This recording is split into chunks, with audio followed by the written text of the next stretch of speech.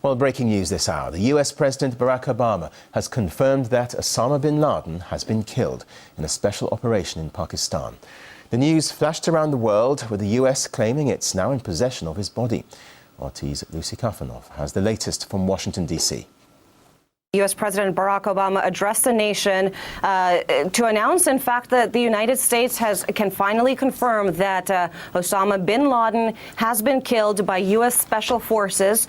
We're hearing that it was not a drone attack. This was actually a firefight on the ground by U.S. Special Forces right outside of Islamabad. There was a firefight that was exchanged. Osama bin Laden had reportedly been shot and killed in the head, and his body is apparently now in U.S. custody. So the president addressed the nation right now to just earlier ago to announce this major development. And also, we are just blocks away from the White House right now, where there have been hundreds of people who have gathered right outside of the White House in celebration of the developments that bin Laden has been confirmed killed by U.S. President Barack Obama.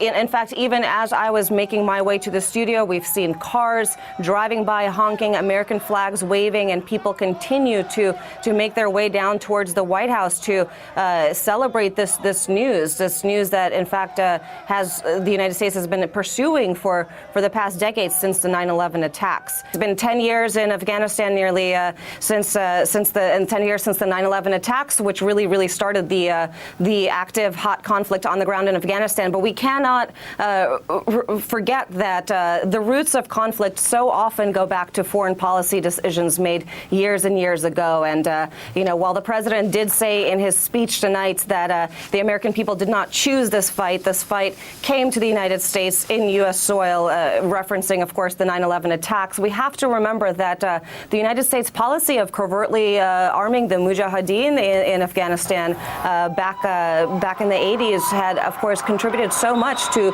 the current situation that we have on the ground today. And it's one of those things that, unfortunately, in Washington sort of gets really lost in the mix. We don't really see the consequences of certain foreign policy actions as they relate to the present news developments on the ground.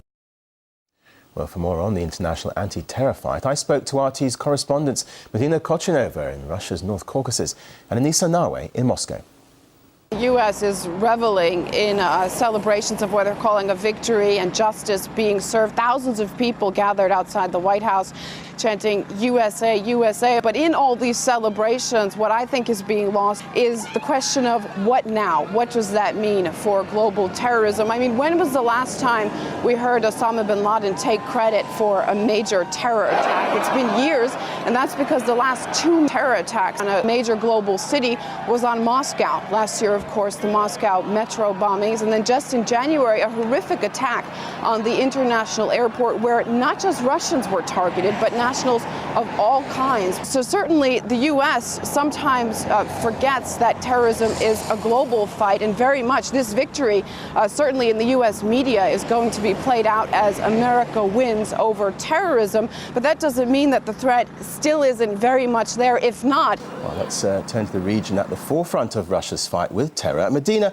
update us, please, on efforts there where you are. Well, Russia's North Caucasus really remains the main training ground for terrorists in the country, and this mountain area that surrounds this district provides a convenient zone for militants to hide and to develop their network. And this is really the same situation as we may observe at the Afghan-Pakistani border. Now, in the last several weeks, there has been an intensified anti-terror raids, and dozens of militants have been wiped out, including some high-profile figures among terrorists with links to Al-Qaeda. As the search operation continues for other terrorists here in this region, it really shows that terrorism is a global issue, but is far from being solved.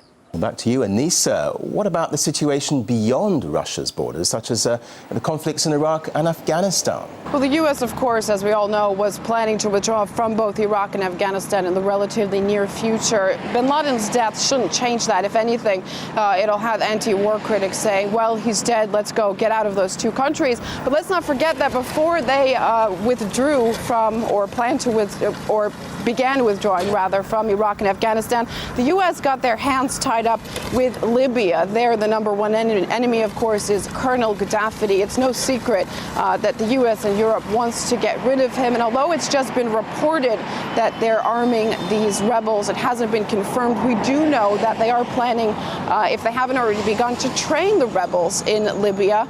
And that certainly draws parallels with what we saw in Afghanistan.